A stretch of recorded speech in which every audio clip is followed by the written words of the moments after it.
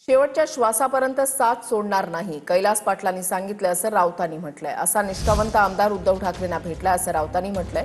तर शिवसेनेक समाधान पाटीलची हत्या शिंदेच्या लोकांनी केली असं राऊतांनी यावेळेला आरोप केलेला आहे। आज हा खासदार मारेकरांच्या गोटामध्ये जाऊन बसलाय असं राऊतांनी म्हटलंय।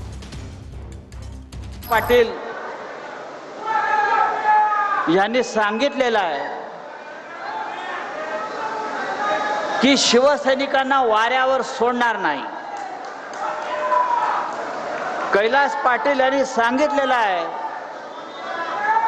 शेवटच्या श्वासापर्यंत उद्धव ठाकरे साहेबांची साथ सोडणार नाही।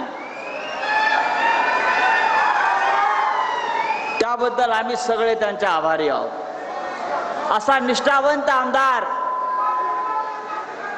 शिवसेनेला आणि उद्धव साहेबांना मिळालेला। हा तुमचा खासदार 100 कोटीला विकला गेला, 100 कोटीला विकला गेला, 100 कोटीला। 7 मे 2024 ला समाधान पाटील 7 मे 2024 ला भूम तालुक्यातल्या पाटसांगवी गावातला शिवसैनिक समाधान पाटीलची हत्या झाली। मतदान केंद्राच्या बाहेर ती हत्या कोणी केली? ती हत्या शिंदेच्या लोकांनी केली, शिंदे गटाच्या गंडाने केली ती हत्या।